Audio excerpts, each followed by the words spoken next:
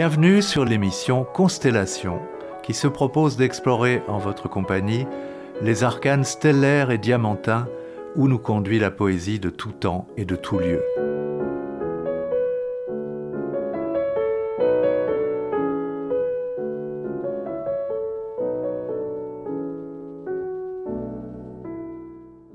Bonjour, vous êtes bien à l'écoute en direct de l'émission Constellation.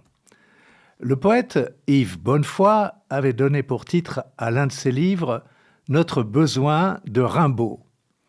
Que nombre de ses essais aient porté sur Baudelaire autorise à le paraphraser pour affirmer notre besoin de Baudelaire. De paraphraser aussi la dédicace de Baudelaire à Théophile Gautier pour redire que Baudelaire est bien un poète impeccable, un parfait magicien ès lettres françaises, mieux encore, le poète impeccable, le parfait magicien ès lettres françaises. 2 émissions lui ont auparavant été consacrées, mais les vivifiantes analyses du critique littéraire Jean Starobinski aiguillonnent la sempiternelle relecture des Fleurs du Mal, l'inépuisable ressourcement qu'elle procure. C'est donc à la lumière de quelques-uns des articles que Starobinski a écrits à propos de Baudelaire qu'un nouveau bouquet des fleurs peut être composé et offert.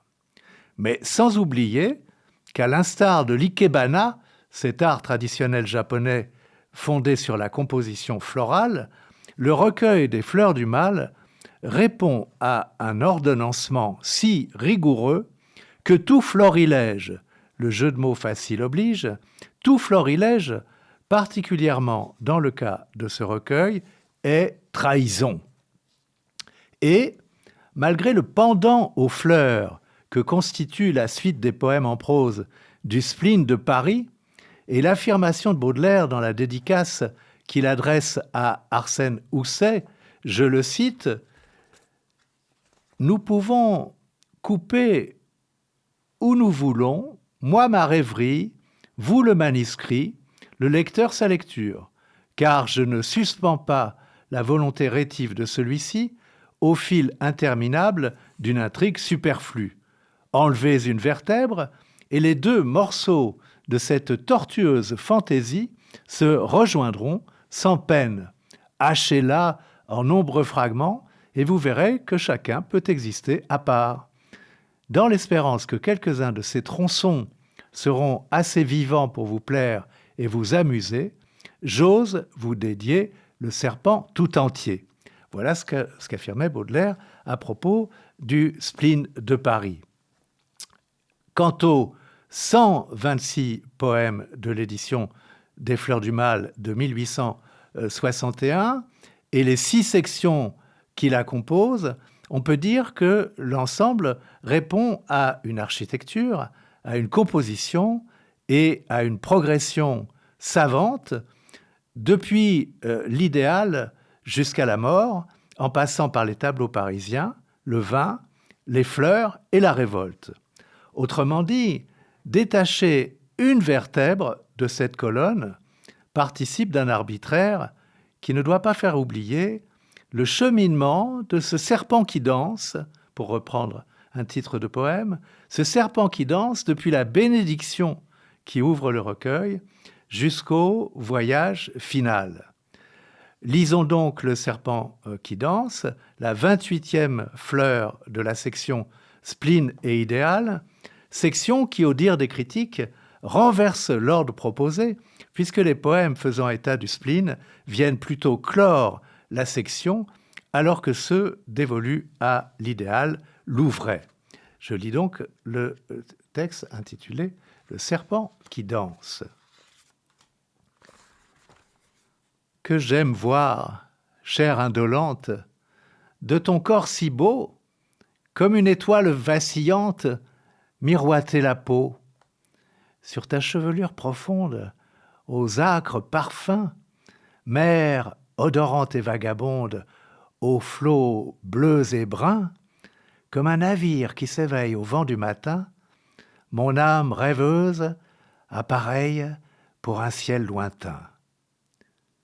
Tes yeux, où rien ne se révèle de doux ni d'amer, sont deux bijoux froids où se mêle l'or avec le fer.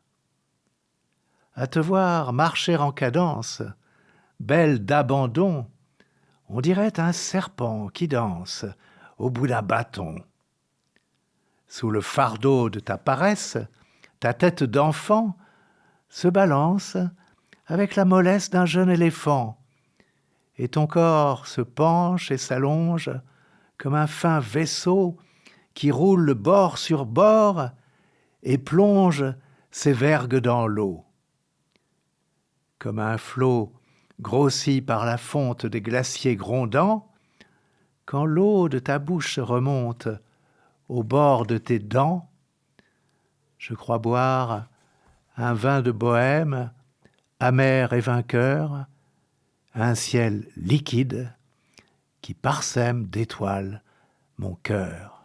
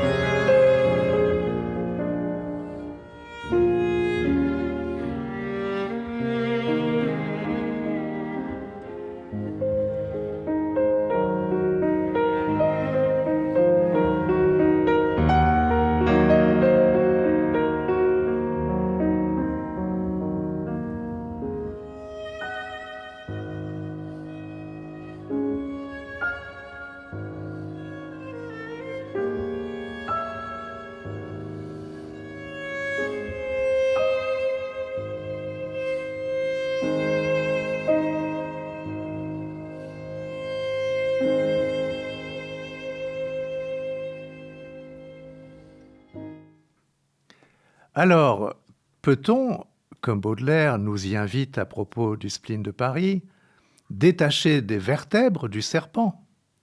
La forme si classique du sonnet, omniprésent dans les Fleurs du Mal, 59 poèmes sur 126, et leur disposition souvent groupée, plaide peut-être en faveur du détachement de chaque vertèbre qu'opérera l'opiniâtreté d'un squelette laboureur.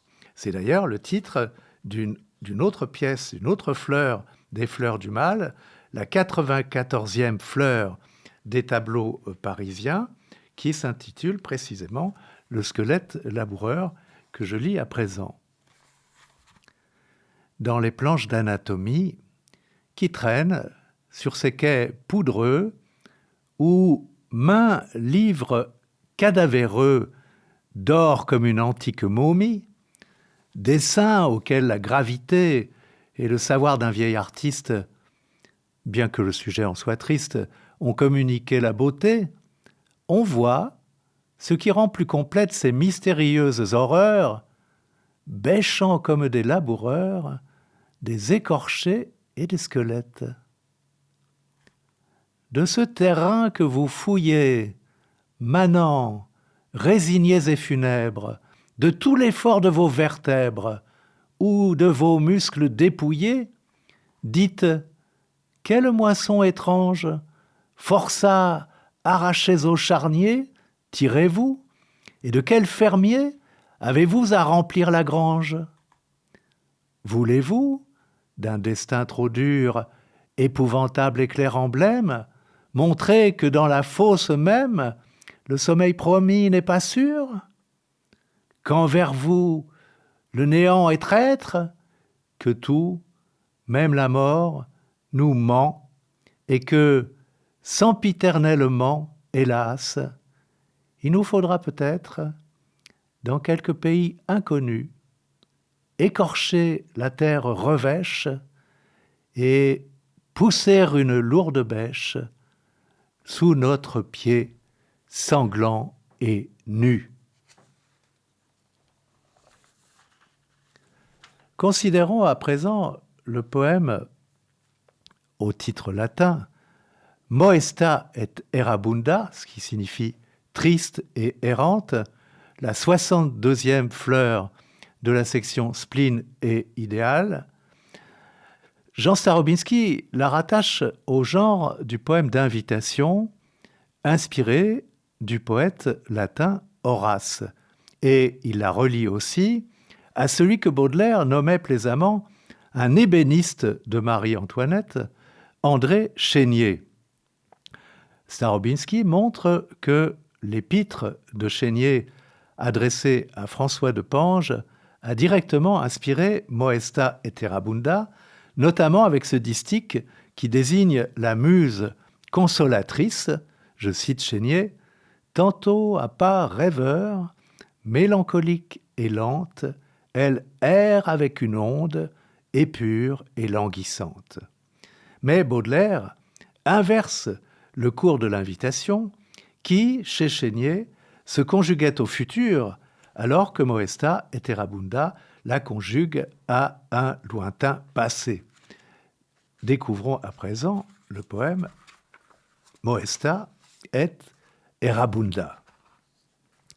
Dis-moi, ton cœur, parfois, s'envole-t-il, Agathe, loin du noir océan de l'immonde cité, vers un autre océan où la splendeur éclate, bleu, clair, profond, ainsi que la virginité?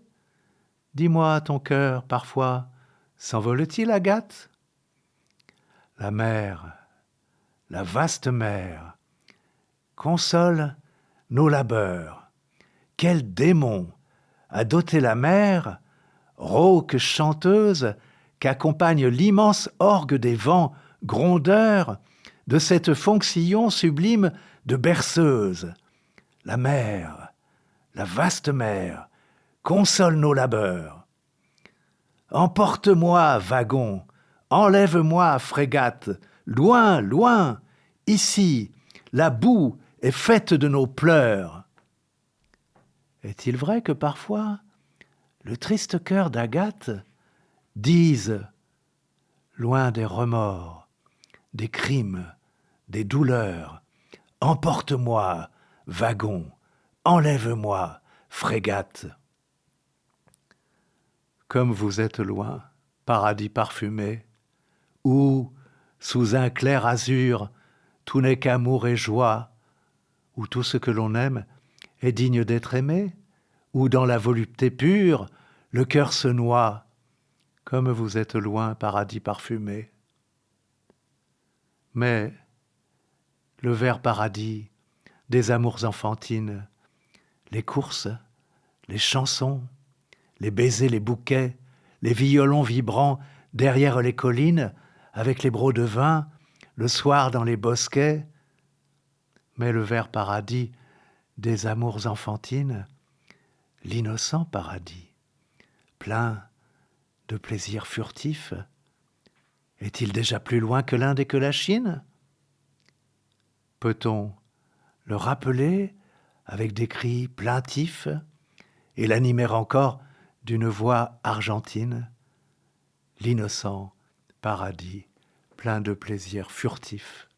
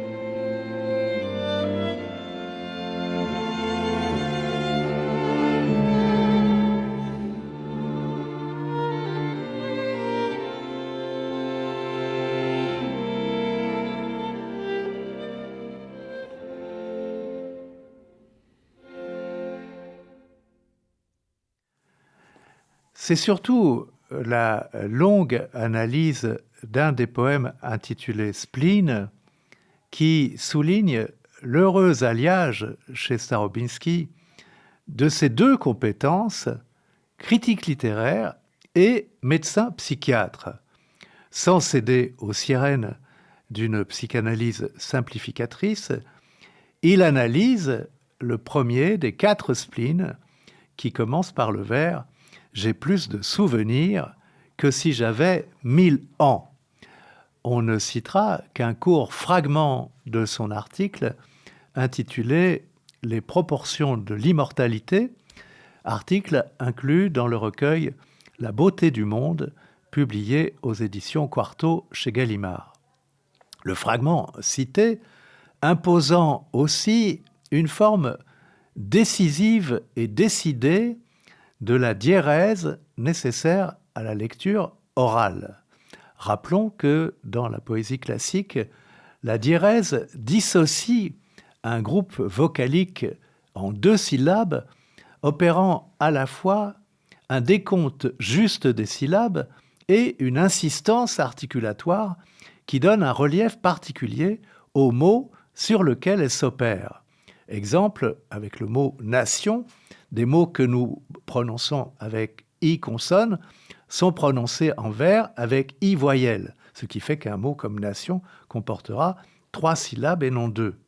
En versification, ajoutons que la diérèse est de règle lorsque le « i » est précédé de 2 consonnes, dont la seconde est un « r » ou un « l ». Et c'est donc un procédé que rappelle Starobinski. Je lis le court fragment de son analyse. Je le cite donc. « Comme pour renforcer l'agrandissement manifesté sans équivoque au niveau sémantique, Baudelaire fait intervenir pour la première fois dans le poème des noms de 4, 5 et 6 syllabes, où la diérèse, à 3 reprises, contribue très efficacement à l'effet d'allongement du signifiant.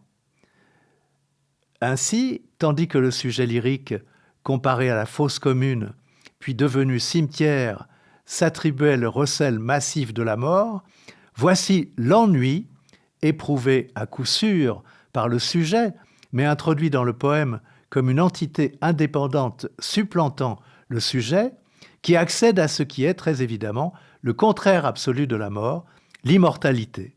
Le spleen s'énonce donc comme l'expérience quasi simultanée d'une inclusion de la mort dans la crypte intérieure, pyramide ou cerveau, et d'une souffrance interminable, l'ennui, voué à ne jamais connaître la mort. Fin de citation. Et donc je lis à présent le poème intitulé Spleen et qui commence par « J'ai plus de souvenirs ». J'ai plus de souvenirs que si j'avais 1000 ans. Un gros meuble à tiroir, encombré de bilans, de vers, de billets doux, de procès, de romances, avec de lourds cheveux, roulés dans des quittances, cache moins de secrets que mon triste cerveau. C'est une pyramide, un immense caveau, qui contient plus de morts que la fosse commune. Je suis un cimetière, abhorré de la lune, où, comme des remords, se traînent de longs vers qui s'acharnent toujours sur mes morts les plus chers. Je suis un vieux boudoir, plein de roses fanées, où gît tout un fouillis de modes surrannées, où les pastels plaintifs et les pâles bouchers, seuls, respirent l'odeur d'un flacon débouché. Rien n'égale en longueur les boiteuses journées, quand, sous les lourds flocons des neigeuses années, l'ennui, fruit de la morne incuriosité, prend les proportions de l'immortalité. Désormais tu n'es plus, ô matière vivante, qu'un granit entouré d'une vague épouvante, assoupi dans le fond d'un Sahara brumeux. Un vieux sphinx, ignoré du monde insoucieux, oublié sur la carte, et dont l'humeur farouche ne chante qu'aux rayons du soleil qui se couche.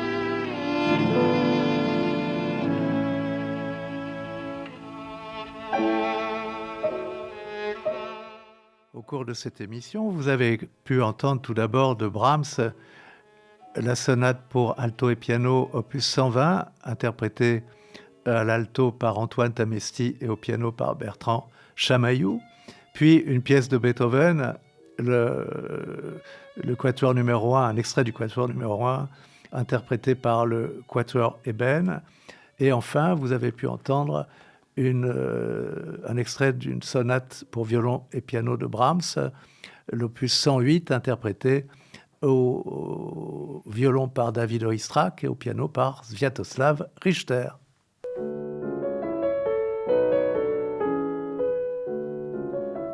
Cette émission hebdomadaire est diffusée en direct les mardis de 10h à 10h30 et rediffusée les vendredis de 13h30 à 14h. Vous pouvez aussi la réécouter en podcast, comme toutes les autres émissions des RLP.